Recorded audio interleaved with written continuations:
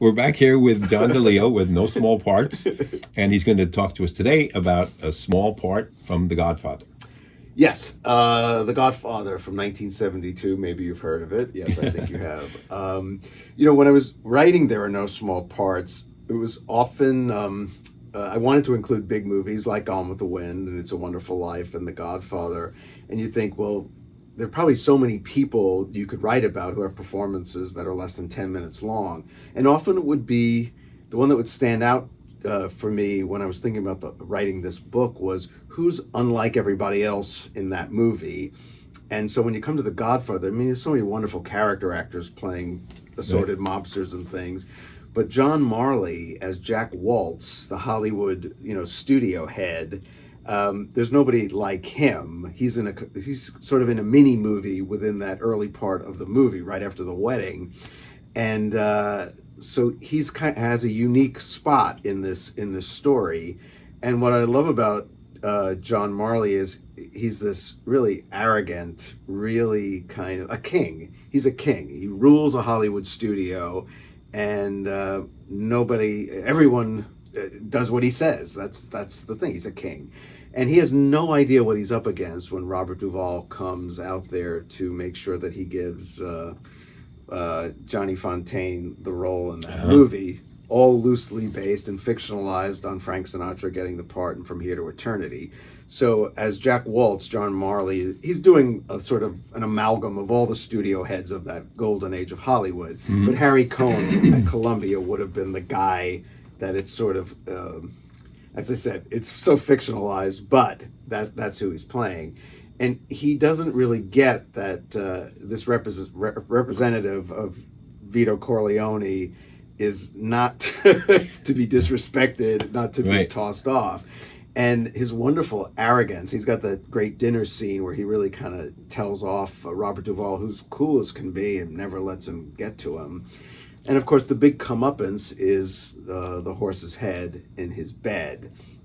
And another reason I wanted to include John Marley in the book, I mean, he's a really good actor and he plays the part beautifully, but everyone remembers the horse's head in the bed. And I thought, how many people who've watched The Godfather 50 times could tell you the actor in the bed with the horse's head? Right. And it's sort of like, I'm the guy acting in the scene. You all remember it. It's John Marley, and he's wonderful. It seems like because he was so arrogant in that role that there would be no other message that could be subtler. Like he had to get a message, something like that. If he raised his voice, that might not have worked. But something like that, he changed his mind pretty quickly after that. He's got the scene showing the horse in the stable, so proud how much he spent on it. And of course, Marley's reaction is so devastated. It's the way he feels the wetness, and then it's red, and is it coming out of my body? That whole discovery of horror, really genius, mounting horror, gets more and more horrible with every second, and then we see it, and you just wonder, like, how does someone recover from something like that? Anyway, he's never seen again, of course. Right. And he makes his few minutes count. Was it 5.5 minutes, I believe, in that?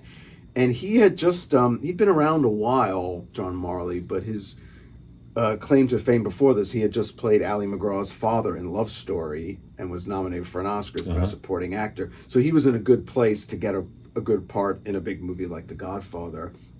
And actually, although I don't mention it in the book, I did get to know John Marley toward the end of his life. We worked on a project together where they brought me on just to assist him for a couple of days. And he was so nice, and I really liked the time I spent with him. And then, I never saw him after that. But I was happy to include someone I knew in the book and have fond memories of him.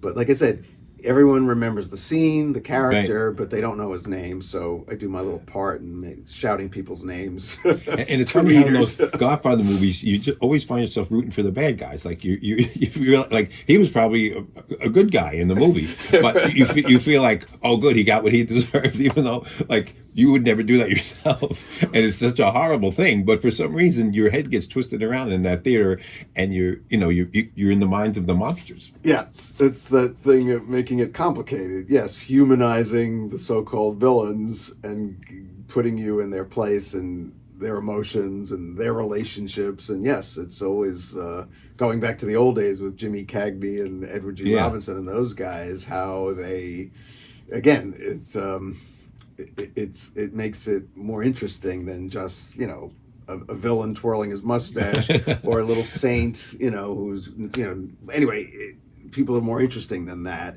And a movie like The Godfather, like you said, you get caught up in the family, in the inner workings of these people. They're, you know, obviously with Al Pacino, the whole thing of, I'm not part of this world. And of course, he's going to end up being perfect for this world and running it. But so to watch that journey that you feel every step of the way. You almost see how they can compartmentalize in their lives, because you do it as an audience member too. They do all the things. For some reason, it's murder, the worst thing you can possibly do, but it's not so bad in some way. But yeah, we get caught up in their lives, and that's of course what good drama is, getting me caught up in it. So John Marley, you'll give him his due in the book.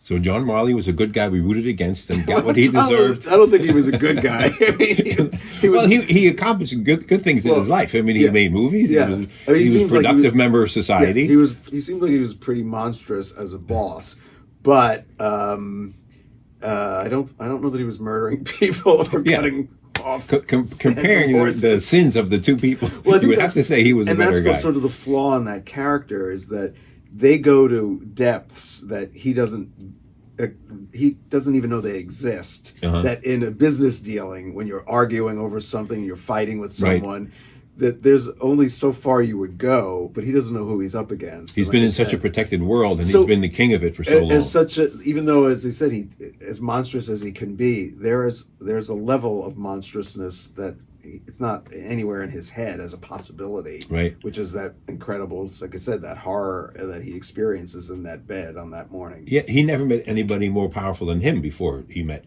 the horses. Who would resort to the things that they would resort to get what they want. Yes. So thank you again. Thanks, Nick. John's book is There Are No Small Parts, 100 Outstanding Performances with Screen Time of 10 minutes or less. Please reward his willingness to work with us by buying it if you haven't already. And if you like this video, check out the No Small Parts playlist on this channel for more of the same. Thank you. John DiLeo, we're coming to you on the day of your daughter's wedding to ask you a favor. Really?